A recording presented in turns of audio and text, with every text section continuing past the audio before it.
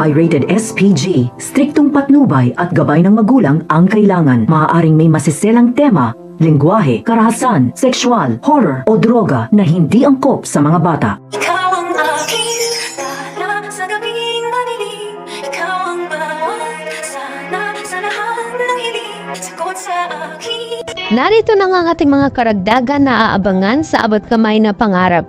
Tila napapansin nga dito ni Moira itong mga plano nila ni Justin at Eric dito sa Apex Hospital at lalo na itong paghiganti ni Eric at Justin dito nga kay Giselle. Dahil hindi nga nakuha dito ni Moira ang simpatya dito ni Eric, isinubukan naman na lumapit itong si Moira dito kay Justin at lasunin itong kanyang isipan at sulsulan. At dito nga na sinasabi ni Moira kay Justin na wag daw itong magiging defensive dahil hindi daw niya ito ibubuko na may mga balak sila na hindi sinasabi dito kay Justin at dito nga ni Eric. At dito naman na sinabi ni Moira na magampihan daw sila nang sa ganon ay mapadali ang kanilang mga plano. Napapagsakin nga nila itong Apex Hospital at ang paghiganti dito kay Giselle dahil parehos lang naman daw sila na hindi na pinapansin dito ni Giselle at RJ at wala nang puwang dito sa Apex. At dahil napahiya naman ito si Moira dito kay Justin dahil sinabi ni Justin dito kay Moira na humanap nga ito ng tao upang makuha ang simpatya dahil sila ay ibahin daw sila dahil hindi daw sila ganong tao. Ang gusto nga ni Justin at Eric na sila lamang ang nakakaalam at sila ang makikinabang dito sa pera at kayamanan ng mga tanyag kapalit ng mga ginagawa noon dito ni Don Pepe sa kanila at ni Giselle. Samantala, lumabas na nga ang CCTV footage kung saan ay nakita na nga itong sasakyan na ginamit sa pagkidnap nga dito kay Don Pepe noon.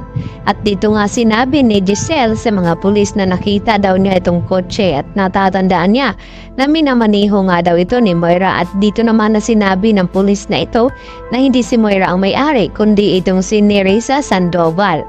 At dito nagtataka itong si Giselle na kung paano napunta kay Nerissa. Ibig sabihin ay alam ni Nerissa kung sino itong kumidnap sa kanilang papa. Kaya agad na nagsagawa ng itong si Giselle na investigasyon at pinuntahan agad itong bahay ni Nerissa at damputin itong si Nerissa at nagsisigaw naman si Nerissa na ano daw ginagawa dito ng mga pulis at ni Giselle. At dito nga na sinabi ni Giselle kay Nerissa na magbaliwanag na lamang daw ito sa korte. Dahil nakita na nga nila itong sasakyan na ginamit sa pagkidnap dito kay Don Pepe. At dito nga na sinabi naman ni Nerissa sa kanila na hindi daw siya ang nagmamaniho nito dahil hiniram lang naman daw itong kanyang sasakyan ng mga kidnappers nung nawala itong si Don Pepe.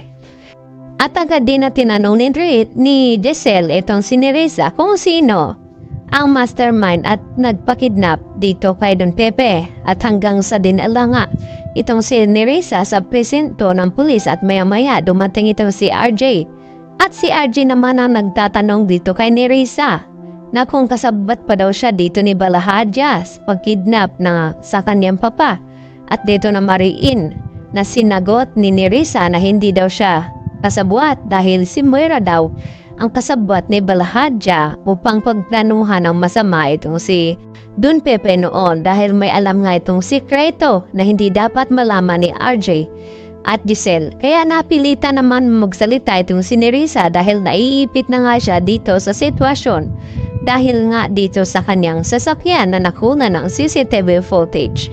Yan ang ating patuloy na pakabangan mamaya. Dito lamang yan sa abot kamay na pangarap.